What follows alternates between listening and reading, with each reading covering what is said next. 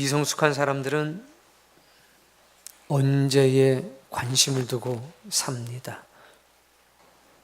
성숙한 사람들은 언제가 아니라 항상 어떻게에 관심을 두고 삽니다. 작게는 야, 언제 밥 먹냐? 우리 언제 놀러 가냐? 그 미성숙하다는 증거입니다.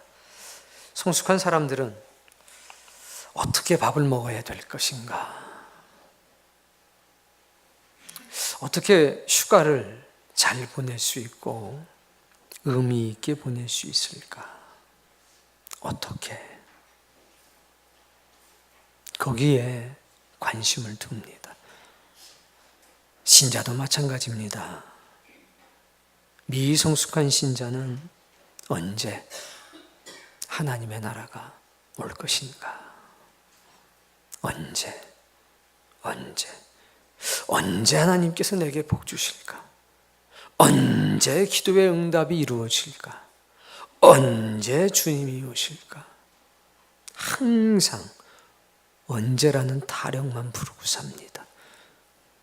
그러나 성숙한 사람은 어떻게 초점을 맞춥니다. 하나님께서 원하시는 날, 하나님의 뜻에 성취되는 날, 7번째 천사가 소리내서 나팔 부는 날, 하나님의 복음은 그 종 선지자를 통해서 이루신 말씀과 같이 이루어질 것이니 그 때에 관한 것은 전적으로 하나님께 맡기겠습니다. 언제 이루시든지 하나님이 원하시는 때에 이루실 줄로 믿습니다. 그러나 그 나라가 어떻게 우리에게 임할는지, 우리가 어떻게 해야 하나님의 나라를 소유할 수 있는지 주여 그 길을 보이소서. 그 길을 내가 걸어가겠나이다. 성숙한 신자입니다. 그래서 복음은 인기가 없습니다. 왜? 어떻게에 관한 것들을 너무나 섬실하고 너무나 섬세하고 너무나 강력하게 선포하고 있기 때문입니다. 언제에 관해선 관심 두지 말라는 말씀으로 일관되게 하십니다. 어린아이가 언제 밥 줘? 언제 밥 줘? 어떻게 밥이 차려지는지, 얼마나 많은 수고와 노고가 있는지 인지하지 못하는 것과 같습니다. 여러분, 우리가 하나님의 나라를 상속받을 만한 믿음을 가진 사람이라면 이제는 언제에서 어떻게로 우리의 관점이 옮겨져야 되겠습니다. 자, 그래서 하나님의 나라의 개념을 아는 것이 중요합니다. 아마 이것을 100번은 들어야 받아들여질 겁니다. 99번을 들어도 익숙하지 않기 때문에 원래 자기 생각대로 자꾸 돌아가는 그런 습관이 있습니다.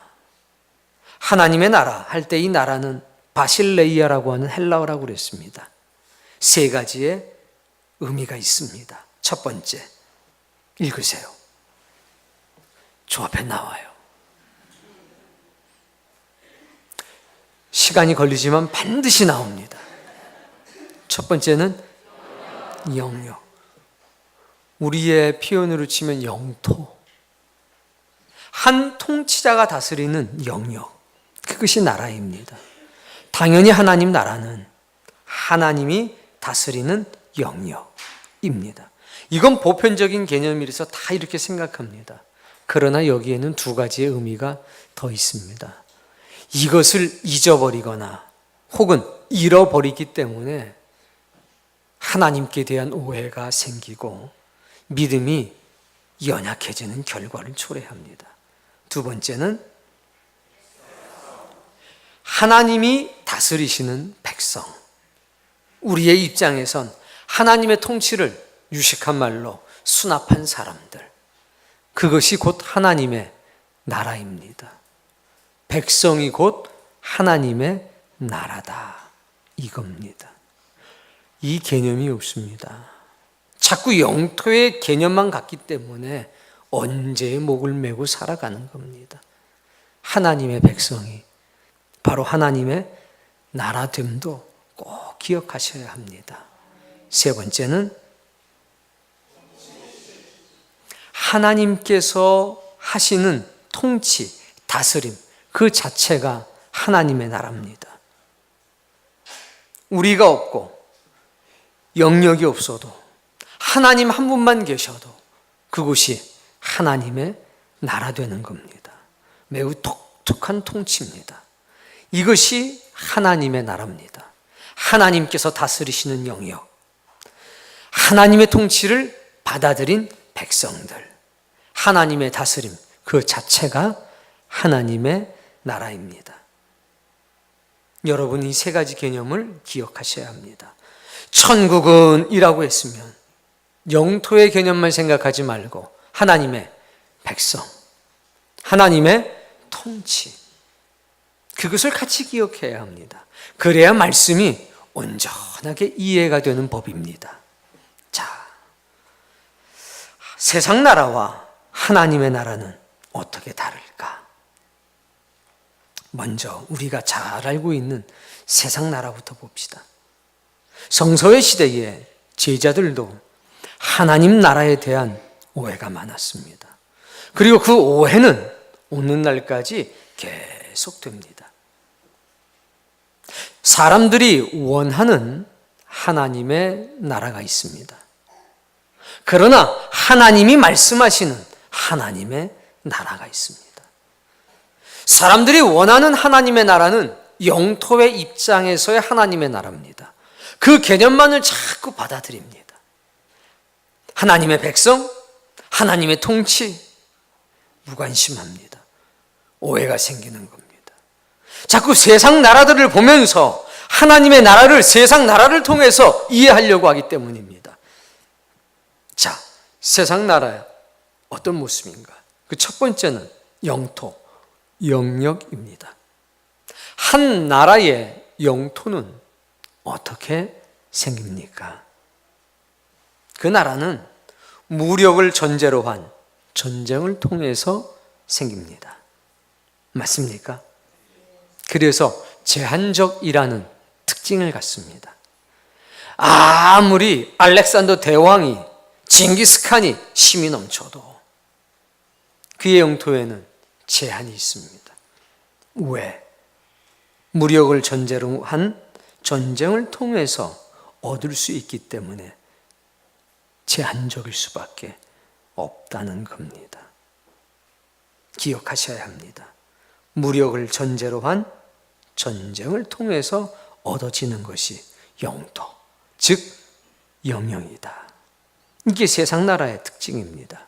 두 번째는 백성.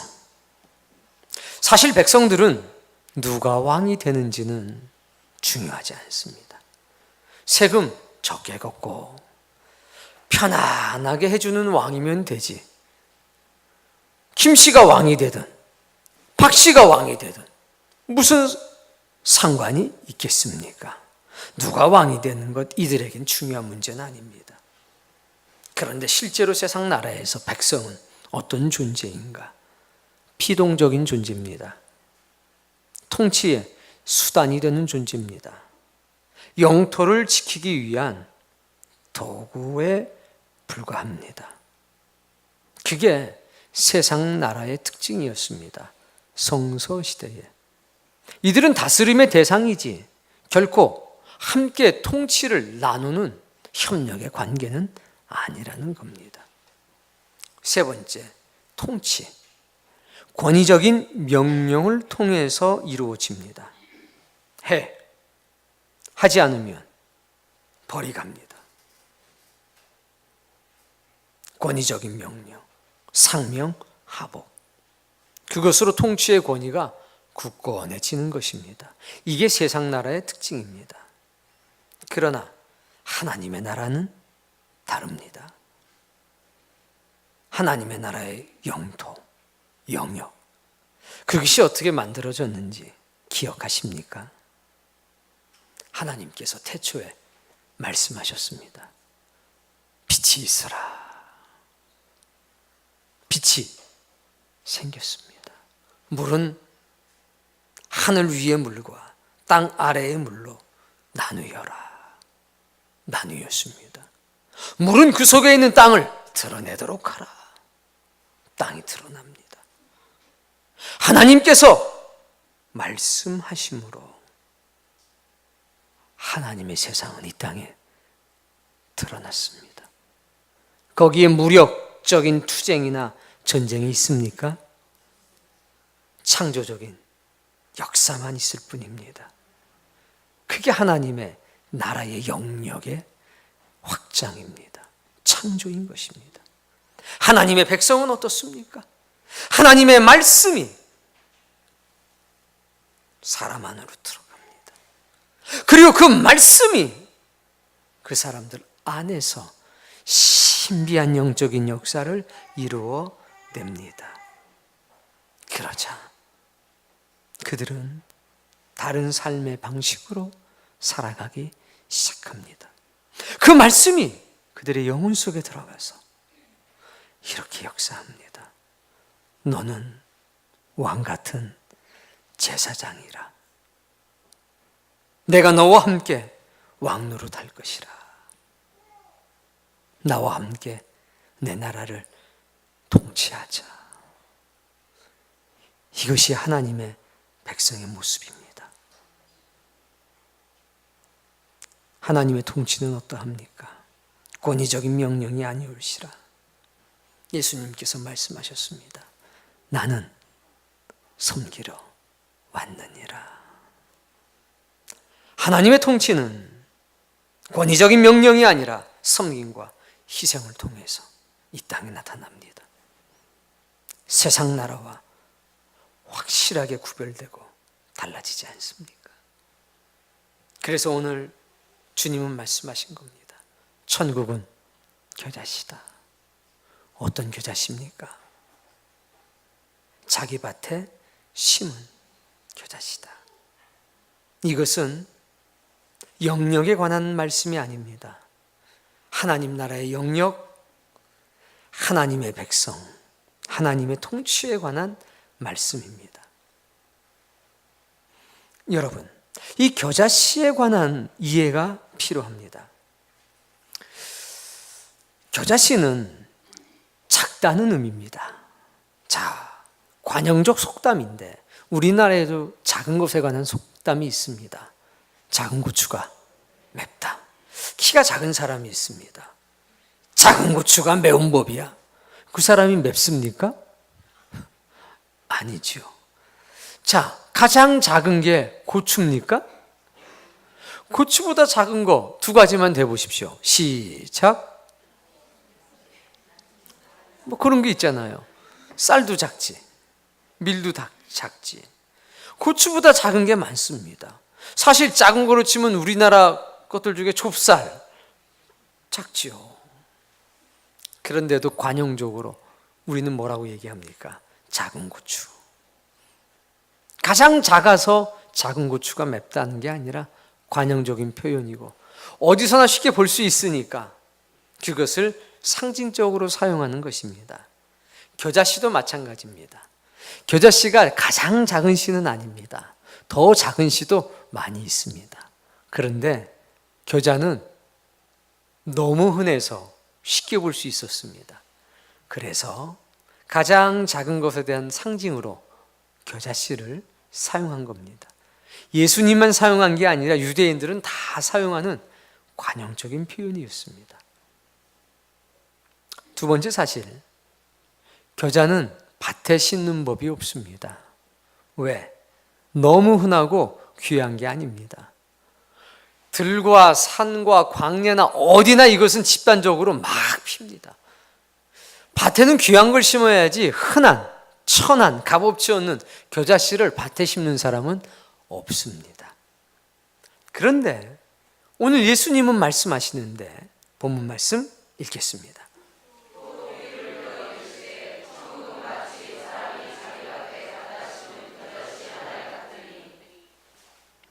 비유를 하시는 겁니다. 천국은 겨자씨다. 그것도 두 알도 아니고 한 알이다. 천국은 겨자씨다. 이걸 받아들이는 사람들 입장에선 감동이 없습니다. 야, 천국은 컵라면이야.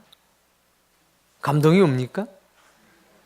천국은 찢어진 청바지 같은 거야. 가고 싶습니까? 이야, 천국은 말이야 왕관이야. 천국은 로또야. 이래야지 뭔가 좀 뭉클하고 아멘 하지. 야, 천국은 깨진 항아리야. 천국은 뭐 배춧잎 하나지 뭐. 천국은 쌈장이야. 이게 뭡니까 이게? 그 사람들이 야, 천국은 겨자씨야 했을 때 충격이 오는 겁니다. 아니, 하나님의 나라가, 아니, 겨자나무도 아니고 겨자씨 한 알이라고? 아니, 그렇게 흔하고 값어치가 없는 것이라고?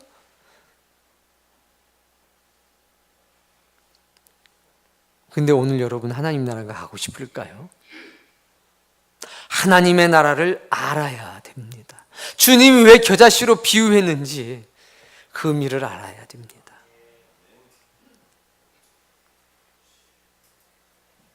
그리고 이어서 말합니다. 하나님의 나라는 겨자씨야. 눈 껌뻑껌뻑. 그런데 더 충격적인 게 그것을 자기 밭에 심었어. 아니, 이게 무슨 소리야? 아니, 겨자씨를 왜 밭에 심어? 진짜 이상하네. 다음 말씀.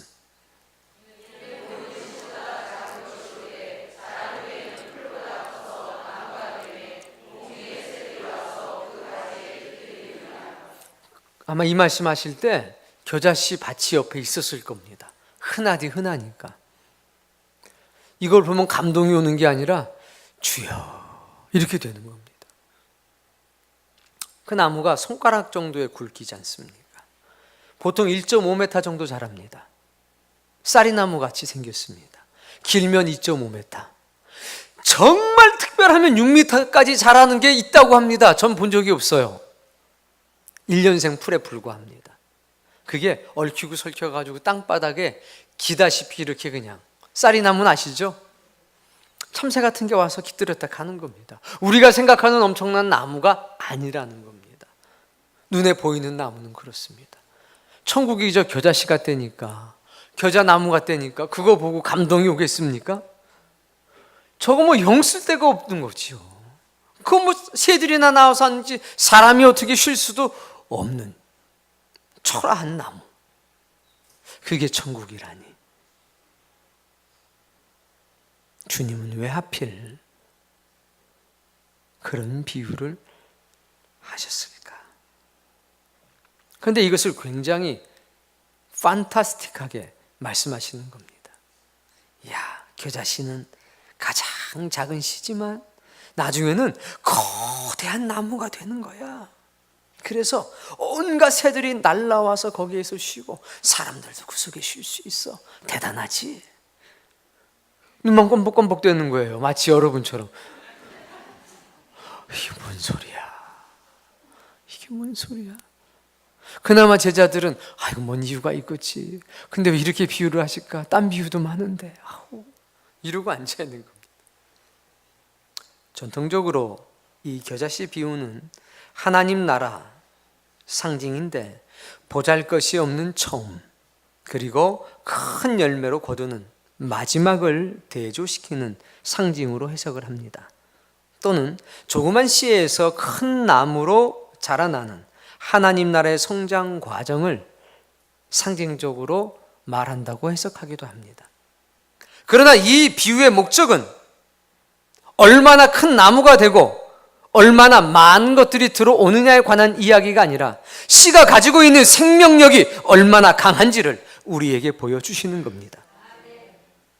겨자씨는 씨 가운데 가장 작지도 않고 자라는 나무도 나무 가운데 가장 크지도 않습니다. 과장이 섞인 이 비유의 초점은 조그만 씨에서 시작해서 말할 수 없이 커지는 나무의 모습을 상상하게 하는 겁니다. 이건 역설적인 여러 가지 상징이 들어가 있습니다. 너희들은 이 작은 겨자씨를 우습게 보지? 하나님은 그렇지 않다. 이것을 영토의 영역으로 생각하면 실망스럽기 그지없습니다.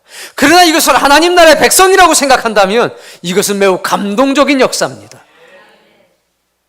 세상 나라에서는 백성들을 자기 울타리 바깥에 살게 하잖아. 천하게 여기잖아. 근데 하나님은 주의 백성들을 이 겨자씨만한 백성이라고 해도 이것을 소중하게 여겨서 당신의 정원에 심어. 그렇게 이해한다면 이건 얼마나 감동적인 말씀이 될 수 있습니까? 그런데 자꾸 영토의 개념으로만 생각하고 영역의 개념으로 생각하면 실망스러운 겁니다. 아니 그러나 그 겨자씨가 나라고 생각한다면 이 얼마나 감동적인 겁니까? 하나님의 집에 나를 심어놓는다니.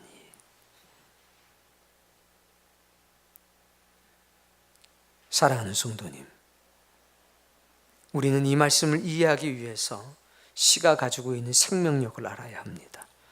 그리고 하나님의 나라, 천국이라고 하는 것은 세 가지의 개념이 동시에 나눈다는 것. 하나님이 다스리시는 영역, 그리고 하나님이 통치하시는 백성, 그리고 하나님의 통치 그 자체. 고린도전서 15장 36절 제가 읽을 테니 따라 읽어봅시다. 어리석은 자여, 내가 뿌리는 씨가 죽지 않으면 살아나지 못하겠고, 부활을 이 씨로 설명을 하는 겁니다. 사도 바울이. 사도 바울을 보면 너무 대단합니다. 그리고 하나님이 살아계시고 성령님이 지금도 역사한다는 것을 알 수 있습니다. 바울은 주님의 설교를 한 번도 들은 적이 없었습니다. 그런데 생생하게 그것을 들은 것처럼 재해석해서 알려주는데 이건 성령님이 안 계시면 있을 수가 없는 일입니다. 계속 있습니다. 또 내가 뿌리는 것은 장래의 형체를 뿌리는 것이 아니요 다만 밀이나 다른 것의 알갱이 뿐이로되. 그렇죠. 우리가 뿌릴 때는 씨를 뿌린다는 얘기입니다. 사과를 뿌리는 게 아니고 사과나무를 뿌리는 게 아니라 씨를 뿌릴 뿐입니다. 계속 하나님이 그 뜻대로 그에게 형체를 주시되 각 종자에게 그 형체를 주시느니라. 아멘. 우리는 조그만 씨 하나를 심는데 그 씨가 썩는다는 겁니다. 그 씨가 죽는다는 겁니다. 근데 그게 죽으면서 어떤 일이 생기느냐? 그 딱딱한 껍질이 죽어가면서 그 속에 하나님께서 감춰 놓았던 보이지 않는 형체가 그 안에서 나온다는 것입니다. 여러분, 과학이 씨의 생명의 비밀을 풀어내지 못합니다. 그 조그만 씨가 땅속에 묻혀졌습니다. 썩습니다. 죽습니다. 그러면 그 속에 감춰져 있던 하나님이 남몰래 숨겨두었던 거룩한 형상이 나오기 시작합니다. 아주 딱딱한 차가운 땅을 어떡합니까? 우리는 이렇게 얘기합니다. 녹이고 나옵니다. 전쟁을 일으키면서 투쟁을 하면서 혁명을 일으키면서 나오는 게 아닙니다. 3일을 지켜봐도 이게 언제 나오는지 알 수가 없습니다. 그 부드러운 싹이 아주 연약해서 꺾으면 뚝 부러지는 그 싹이 그 단단한 흙을 뚫고 나옵니다. 제 눈에는 녹이고 나오는 것 같습니다. 조용하지만 그 안에 하나님이 주신 생명의 은혜와 능력이 치열하게 역사하고 있는 겁니다. 생명의 탄생은 언제나 모르는 사이에 찾아옵니다. 전투하며 투쟁하며 위를 향한 혁명을 일으키면서 나오는 게 아니라 자기 내면에서 투쟁이 나타나는 겁니다. 자신도 본 적이 없는 하나님께서 나에게만 담아놓으신 거룩한 형상이 딱딱한 씨앗이 벗겨지면서 그 속에서 나타나는 겁니다. 생명의 힘으로 땅을 녹이고 땅의 문을 열고 나오는 겁니다.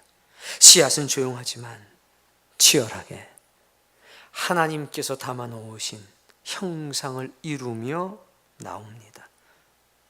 신약 성경에서 예수님이 가져온 하나님의 나라는 이렇게 세상에 나타나고 있습니다. 다시 한번 말씀드립니다. 투쟁과 무력으로 땅을 뚫고 올라오지 않습니다. 생명의 힘으로 올라오는 겁니다. 하나님이 담아 놓으신 생명력이, 하나님이 감춰 놓으신 장래의 형체가 두터운 땅을 녹이고 올라오는 겁니다. 그렇다면 예수님이 가져온 하나님의 나라의 특징은 무엇일까요? 새로운 질서를 꿈꾸는 하나님의 나라. 그 내용과 방법에 있어도 과연 혁명적일까요? 예수님의 혁명성을 강조하는 사람들은 새로운 질서에 대한 염원을 하나님의 나라에 투사했습니다. 혁명의 방법으로 하나님의 나라를 일궈내려고 했습니다. 어쩌면 가룟 유다는 그 중에 대표적인 사람일 수도 있습니다. 그러나 그들은 하나님 나라의 혁명 질서와 그것을 일궈낸 방법의 차이를 전혀 인식하지 못했습니다. 성서의 시대에, 예수님의 시대에 이스라엘은 나라를 잃어버린 지가 600년이 다 돼가고 있는 상황이었습니다. 아수르가, 바벨론이, 페르시아가, 그리고 지금은 로마가 다스리고 있습니다. 그들은 한 가지 소망을 가지고 삽니다. 다윗의 후손이 이 땅에 와서 로마 사람을 이 땅 바깥으로 내쫓고 여기에 바로 하나님의 나라를 건설해 주기를 간절하게 바라고 있었던 겁니다. 그러니 뭘 생각할 수밖에 없습니까? 투쟁적인 혁명을 생각할 수밖에 없는 겁니다. 언제 그런 일이 있을까? 다윗이 블레셋을 멸한 것처럼, 삼손이 블레셋을 멸한 것처럼 메시아가 오시면 혁명적인 투쟁을 통해서 저 이방인들을 이 땅에서 쫓아내시겠지. 그런 소망과 기대가 자연스럽게 그들에게 있었다는 겁니다. 그런데 예수님은 하나님의 나라를 혁명적으로 만들어내질 않으셨습니다. 혁명은 사회 질서를 뒤집는 무력 행위를 포함하고 있는 겁니다. 그래서 실망한 겁니다. 왜? 혁명에 대한 의지가 전혀 없는 사람처럼 보였습니다. 오병이어로 5천 명을 먹이셨던 그분, 죽은 자도 말씀으로 살리셨던 그분, 장님도 손 한번 대시고 에바다 보게 되고 귀는 들리게 되는 역사를 하셨던 그분, 손 마른 자에게 말씀 한마디면 그 손이 펴지고 38년 된 환자조차도 네 상을 들고 걸어가라, 단번에 걷게 하셨던 그분, 심지어는 거친 바다 위도 산책하는 것처럼 걸으셨던 그분, 그분이 혁명의 선봉에 쓴다면 로마를 쫓아내는 것은 문제도 되지 않을 터인데 그분은 거기에 관심이 없는 무처럼 보였다는 겁니다. 민중들의 지지를 받을 수 있을까요? 사람들의 지지를 받을 수 있겠습니까? 그분은 항상 말씀했습니다. 물과 성령으로 거듭나지 아니하면 내 아버지의 나라가 갈 수가 없느니라. 아니 이게 무슨 얘기입니까? 앞장서셔서 저 로마 사람들을 물리치고 투쟁을 통한 혁명을 성취해야 이 땅에 평화가 찾아오고 하나님의 나라가 성취가 되는 것인데 그런 것은 입에 담으신 적이 전혀 없으셨습니다. 물과 성령으로 거듭나라. 거듭나지 아니하면 내 아버지의 나라에 갈 수 없느니라. 내게는 너희들이 알지 못하는 양식이 있으니 아버지의 뜻을 이 땅에 온전히 이루는 이것이니라. 나를 믿는 자의 배에서는 생수의 강이 흘러 넘칠 것이다. 무슨 얘기입니까? 도대체 언제 하나님의 나라는 이루어지는 거고, 언제 저 눈에 갇힌 사람들, 저 원수들을 이 땅에서 쫓아내는 역사가 나타나냔 말입니다. 선동의 정치가 없었다는 겁니다. 선동의 미학이 예수님에겐 전혀 없었다는 겁니다. 오히려 예수님은 뭐라고 그러셨습니까? 원수를 사랑하라. 원수가 내 눈앞에 있는데 그 원수를 지금 투쟁해서 혁명을 일으켜서 쫓아내야 되는데 그 원수를 사랑하라.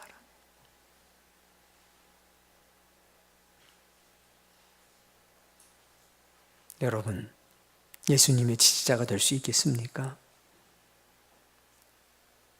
예수님 말씀하셨습니다.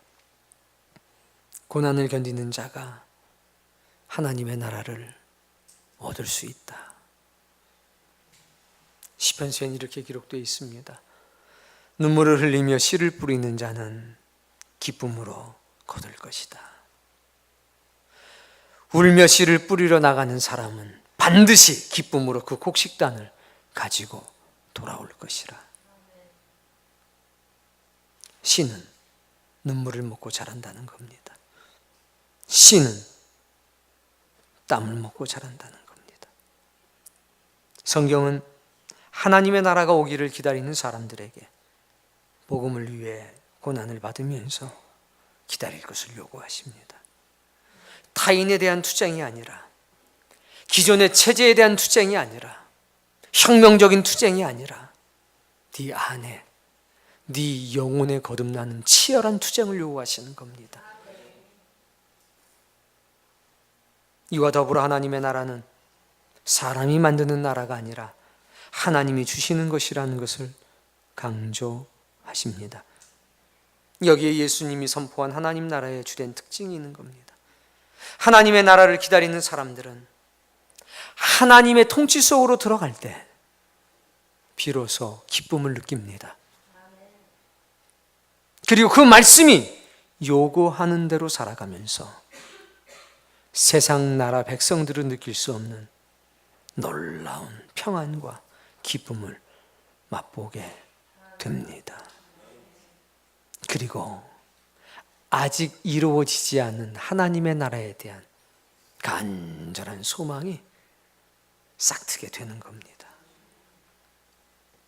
주의 말씀대로 사는 기쁨이 얼마나 큰지 그것을 그 나라 바깥에 있는 사람들은 알 수가 없다는 겁니다. 그들은 고난을 통해서 말씀의 요구를 이루어 가면서 깨닫게 됩니다. 이야, 이래야 예수 그리스도와 함께 1000년 동안 왕 같은 제사장이 돼서 다스릴 수 있겠구나. 정말 그래서 하나님의 나라를 평화의 나라라고 하고 생명의 나라라고 하는구나. 영원히 기뻐하고 즐거워하라는 말씀이 바로 이거구나. 깨달아가는 겁니다. 투쟁과 전복의 혁명으로 하나님의 나라를 질서를 만들어 간다고 한다면 그건 또 다른 세상 나라, 그것밖에 될 수가 없습니다. 그러나 그 당시의 사람들은 전복 행위를 요구하지 않은 채, 혁명적 투쟁을 요구하지 않은 채 희망을 품게 하는 것들에 대해서 모순을 느꼈습니다.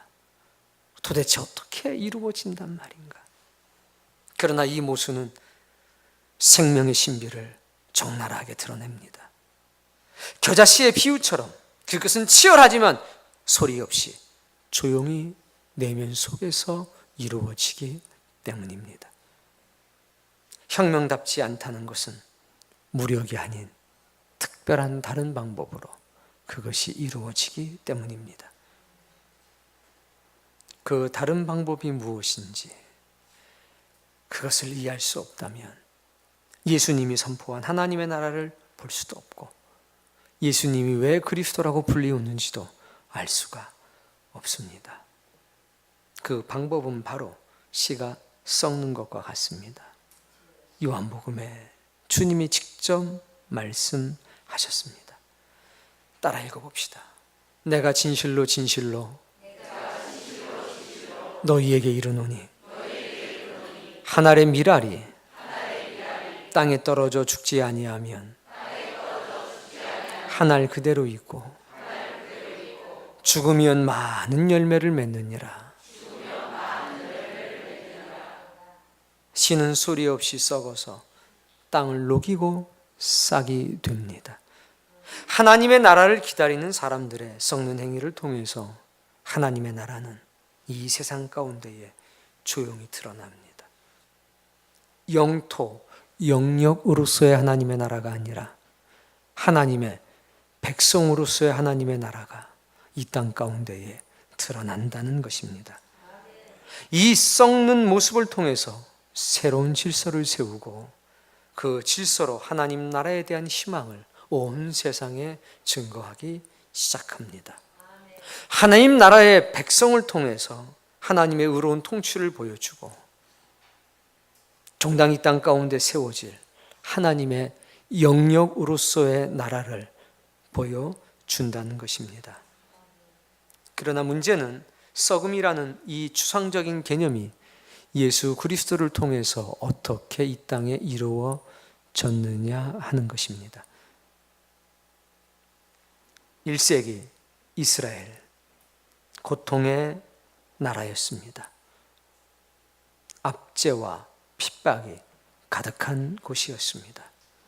거대한 로마의 지배로부터 고난을 받고 있었던 이스라엘 사람들, 그들에게 썩음을 말한다면 과연 어떻게 이해하고 받아들였을까요? 실제로 썩을 대로 썩고 있고 말할 수 없는 압제와 압박 속에 살고 있는 사람들에게 하나님 나라의 썩음이 과연 희망이 될 수 있겠습니까? 만약 이러한 썩음이 포기와 버림을 뜻한다면 무엇을 버리고 무엇을 더 포기해야 한단 말입니까? 그 무엇을 알기 위해서 우리는 신약 성경에서 말씀하시는 예수 그리스도를 만나야 합니다. 성경은 예수님을 그리스도 또는 하나님의 아들, 인자, 주 혹은 만왕의 왕이라고 부릅니다. 이러한 호칭은 예수님에게 최상의 지위를 부여합니다. 그러나 예수님께 정응한 호칭과 예수님의 삶은 일치하지 않았습니다. 예수님은 왕이라고 불렸지만 왕이기를 거절하시고 거부하셨습니다. 심지어 어떤 사람들이 예수님을 모셔다가 왕으로 삼으려고 했습니다. 그때에 어떤 일이 있었습니까? 예수님, 야, 니들이 그 사람 보는 눈이 있다, 가자, 이러질 않으셨습니다. 수천 명의 무리를 남겨두고 도망하셨습니다. 그는 하나님의 아들이라 불렸지만 하나님의 아들이 누려야 하는 권세와 영광을 바라지 않았습니다. 오히려 아무것도 없는 자처럼 바닥으로 내려가셨습니다. 심지어 그는 신이라고 불렸습니다. 하나님 혹은 하나님의 아들. 그러나 신의 형상과 능력을 가지고 있는 그분이 대적자들에게 공격을 당하고 제자들조차 그가 누구인지 알 수 없을 만큼 초라한 모습으로 살아갑니다. 돌만 들면 도망가십니다. 돌 든 사람들 앞에서 용기 있게 하신 적이 없습니다. 야, 가자, 샥. 본때를 한 번쯤은 좀 보여줘야 되는 거 아닙니까? 아프게는 하지 않더라도 그 돌들이 너희 손을 무겁게 할 것이다. 돌을 든 손이 그냥 쭉 쳐져가지고 이게 어떻게 된 일이야, 이 정도는 좀 보여주셔야 되는 것 아니냐 이겁니다. 그런 적이 없습니다. 돌만 들면 말씀하시다가 보면 안 계셔요. 보면 돌 든 놈들 무서운 거니까 빨리 피하자. 그냥 보면 안 계시는 거예요. 그러니 얼마나 제자들도 헷갈렸겠습니까? 뭔가 좀 화끈하게 한 번만 보여주면 이 핍박 안 당해도 될 텐데, 예수님의 호칭과 예수님의 삶의 불균형 때문에 예수 그리스도라는 사실보다 어떤 그리스도였냐가 더 중요하다는 얘기입니다. 신약 성경에 있는 예수님의 칭호는 확실히 특별합니다. 너는 나를 누구라고 하느냐 물어보실 때 제자 중에 하나가 이렇게 대답하지 않습니까? 주는 그리스도시요 살아계신 하나님의 아들이십니다. 그래, 맞죠. 봐, 별이 움직입니다. 봐, 태양이 움직입니다. 잘 보란 말이야. 비가 그냥 쫙 내립니다. 건기인데 이 정도면 됐지. 이러면 아멘. 듣자마자 뭐라고 그러신 줄 아십니까? 인자가 이제 예루살렘에 가게 되면 제사장들에게 고난을 받게 될 것이야. 말할 수 없는 모든 고초를 당하게 될 터인데 결국 그러다가 십자가에 매달려 죽게 될 거다. 순환과 죽음에 대한 말씀을 주십니다. 아니, 한참 분위기가 무르익어서 클라이막스로 가야 되는데 갑자기 뚝 떨어지는 겁니다. 승리를 얘기해도 믿음이 유지될까 말까인데, 희망을 줘도 따라갈까 말까인데, 용기 내서 고백을 했더니 잘했다고 하더니 바로 이어지는 게 내가 고난받아, 내가 죽게 돼. 그런데 내가 너희보다 먼저 갈릴리로 갈 거야. 아니, 갈릴리 가는 게 뭐가 중요하다고 그 얘기를 하십니까? 지금 안 죽으시면 될 텐데. 그리고 베드로가 비난의 대상이 됩니다. 주여, 그런 일이 절대로 주님께 있을 수 없습니다. 그래야 너밖에 없다야. 아니, 김지사밖에 없어. 이렇게 얘기가 되어야 되는데 뭐라고 그러십니까? 사탄아, 내 뒤로 물러가라. 주여. 이해가 다른 겁니다.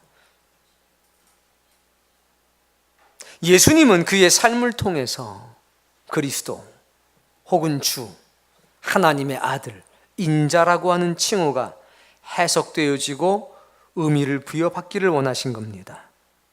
세상 사람들이 말하는 그리스도가 아니라 주께서 말씀하시는 그리스도, 세상 사람들이 말하는 신의 아들이 아니라 성경이 말씀하시는 신의 아들의 모습을 보여주기를 원하신 겁니다. 당신의 삶을 통해서 하나님의 나라, 하나님의 영역, 주의 백성들, 하나님의 통치가 어떠한 건지를 보여주신 겁니다. 그런데 인기가 없었습니다. 왜? 복잡해 보였다는 겁니다. 이제까지 살아온 방식과 전혀 다른 나라, 전혀 다른 백성, 전혀 다른 통치였기 때문에 받아들이기가 어려운 게 아니라 싫었습니다. 이 괴리는 어디에서부터 발생한 것입니까? 그건 바로 권력과 힘에 대한 이해가 달랐다는 겁니다. 예수님에게 붙여진 다양한 호칭들, 그건 주님이 권력을 가진 분이라는 말입니다. 엑수시아라고 하는 말, 이 헬라어 단어는 막강한 권세, 하나님께 받아가진 초월적인 권능과 능력을 말하는 겁니다. 그게 주님께 있었습니다. 초월적인 권능과 능력. 빛이 있으라, 그 한마디면 되는 것. 바다야 잠잠하라, 그 한마디면 되는 것. 그런데 그 권력을, 그 초월적인 능력을 어떻게 사용하셨느냐 이겁니다. 예수님은 누가 더 큰 사람인지 다투는 제자들, 그 제자들에게 진정으로 큰 자가 되는 방법을 말씀해 주셨습니다. 이방인의 임금들을, 그들을 주관하며 그 집권자들은 은인이라 칭함을 받으나 너희는 그렇지 않을지니 너희 중에 큰 자는 젊은 자와 같겠고 다스리는 자는 섬기는 자와 같을 것이라. 유쾌하지 않은 말입니다. 여기 청년들 있지 않습니까? 언제 불러요? 청년들을. 무거운 거 있을 때, 야! 빨리 와, 빨리 와. 밤샐 일이 있을 때, 야! 빨리 와, 빨리 와. 젊은 것들이 일해야지. 힘도 또 어디다 쓰냐? 일로 와. 그게 젊은 자와 같다는 얘기입니다.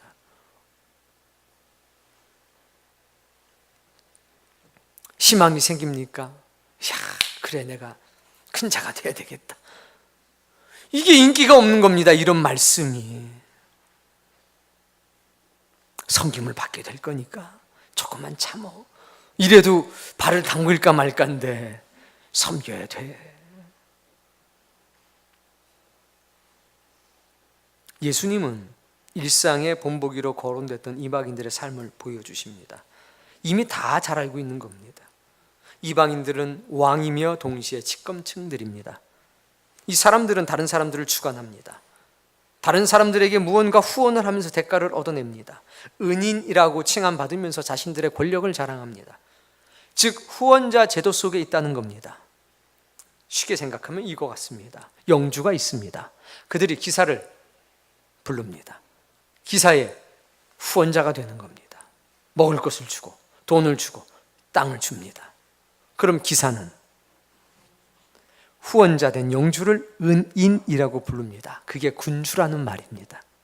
그러면 후원자는 피후원자를 주관합니다. 주관한다는 얘기는 뭡니까? 마음대로 사용한다는 겁니다. 마음대로 사용합니다. 이방인들의 왕이 보여주는 이런 권력은 당시 사회 구조를 바탕으로 상식과 일상적인 힘의 관계를 보여주는 거였습니다. 당연히 그렇게 이해하고 받아들였습니다. 근데 예수 그리스도는 그런 권력 체계에 대해서 이의를 제기하는 겁니다. 아니다. 이 세상 나라는 그렇지만 하나님의 나라는 그렇지 않다. 제자들에 대한 요구가 예수님 당신에게도 그대로 적용이 됐습니다. 그는 자신이 섬김을 받으러 온 것이 아니라 섬기러 왔다라고 말씀하셨습니다. 다스리는 자가 되고 싶다면 섬기는 자가 먼저 돼야 된다고 말씀하셨습니다. 섬김과 낮아짐에 대한 예수님의 요구는 당시의 사회 구조로는 결코 받아들일 수 없는 것이었습니다. 끝없이 버리고 낮은 자로 행동하고 살아간다면 그 마지막 종착역은 불 보듯이 뻔한 것이기 때문입니다. 우리는 지배 구조와 사회 현상을 피라미드 구조로 많이 설명합니다. 가장 넓은 하층민들, 권력의 정점에 있는 소수의 사람들, 누구나 그 위를 지향하고 살아갑니다. 그런데 주님은 말씀하시는 겁니다. 이야, 지금 세상이 어떤 세상이냐? 압제자와 압박받는 사람들이 있지요. 지배자와 피지배자가 있습니다. 누구는 귀족 가운데서 귀족으로 태어나고 누구는 노예에서 노예로 태어나고 이것이 계속 반복됩니다. 그러니 이거 갈아엎어야 되지 않습니까? 이것을 끊어내기 위해서는 아래로부터의 혁명이 일어나야 되지 않습니까? 근데 우리 주님은 아니다 라고 말씀하는 겁니다. 아래로부터의 무력적인 혁명이 일어나게 되면, 전쟁을 통한 혁명이 일어나게 되면 입장만 바뀐다. 다시 누구는 귀족이 귀족을 낳고 다시 누구는 노예가 노예를 낳는, 그것밖에 더 되겠느냐? 하나님은 원하신다. 위로부터 아래로의 혁명이다. 아래로. 높은 데로 올라가려고 하지 말고 낮은 데로 내려가자. 이것을 뭐라고 그러느냐? 사랑이라고 하는 겁니다. 원수를 사랑하라. 이미 갖고 있는 것을 버리거나 이미 자리 잡은 곳에서 내려와서 가장 낮은 곳에 거하라는 겁니다. 그러면 고정된 질서는 소리 없이 무너진다는 것입니다. 예수님께서 십자가에 매달리시고 죽으셨습니다. 못을 받고 있는 사람들, 그들에게 주님 들리게 기도하셨습니다. 아버지여, 아버지여, 이들의 죄를 용서해 주옵소서. 이 사람들은 자기가 무슨 짓을 하고 있는지 모르고 있습니다. 그 기도를 들었던 사람들, 그들의 가슴과 영혼 속에 하나님의 말씀이 소리 없이 찾아와서 그 말씀이 소리 없는 혁명을 일으켰습니다. 예수님은 언제나 기존의 질서를 파괴하셨습니다. 그런데 그것은 혁명과 무력적인 투쟁이 아니었다는 겁니다. 사랑의 혁명이었습니다. 위로부터 아래로의 혁명. 다른 이들에게 해를 가하지 않고 역동적인 구조를 만들어냈습니다. 그렇게 사마리아 땅까지, 이 세상 끝까지 주의 복음은 퍼져나가기 시작해서 오늘 우리에게까지 온 겁니다. 세상 나라는 혁명과 폭력으로 세워집니다. 그러나 하나님의 나라는 그렇지가 않습니다. 하나님께서 빛이 있으라 말씀하셨을 때 하나님의 음성과 소리는 이내 사라졌지만 그 말씀이 사라진 자리에 빛이 있었습니다. 그것이 썩어짐 아니겠습니까? 하나님의 말씀이 우리 안으로 들어왔습니다. 그 말씀이 우리 안으로 들어와서 그 말씀은 사라지고 그 말씀을 따라 사는 하나님의 백성이 지금 이 자리에 있지 않습니까? 이 말씀이 우리 안에 들어와서 썩어집니다. 죽습니다. 그때 내가 알 수 없는 또 다른 내가 이 안에서부터 나오는 겁니다. 그게 거듭남입니다. 그게 하나님의 백성입니다. 그게 겨자씨입니다. 이 땅의 겨자씨는 그저 그렇게 볼품없이 피어나지만 하나님의 집에 심겨진 겨자씨는 그렇지가 않습니다. 어찌 그 겨자나무에 새가 들어온다고 말씀하셨겠습니까? 사람들이 안식하는 거겠지요. 주의 백성이 하나님의 집에 심겨지게 되면 거대한 나무가 될 겁니다. 세상 밖에서는 볼품없는 나무에 불과하겠지만, 세상 밖에서는 어부에 불과했지만 그가 하나님의 나라에 심겨지니 사도가 되었습니다. 7 귀신 들린 여자가 있었습니다. 그는 모든 사람에게 버림받았습니다. 하찮고 천한 겨자씨에 불과했습니다. 근데 주님은 그를 당신의 품 안에 심으셨습니다. 당신의 나라에 심었습니다. 그러자 막달라 마리아는 예수 그리스도의 부활을 제일 먼저 목격한 사람, 부활의 증인이 돼서 평생을 살아가지 않습니까? 그것이 겨자씨의 역사입니다. 죽어야, 썩어야, 고난과 눈물 속에서, 기다림과 인내 속에서 이루어지는 나라, 그것이 하나님의 나라입니다. 주의 백성은 그렇게 만들어집니다. 하나님의 나라는 우리가 만드는 나라가 아닙니다. 하나님이 만드시는 나라입니다. 그러나 그 나라가 내 안에 먼저 역사됩니다. 내가 하나님의 통치를 받는 내가 하나님의 나라가 되었음을 기억하십시오. 겨자씨의 위대한 반란의 역사는 예수 그리스도의 눈물로부터 나타나는 겁니다. 사랑하는 성도님, 하나님께서 감춰놓으신 형상이 저에게도 여러분에게도 있습니다.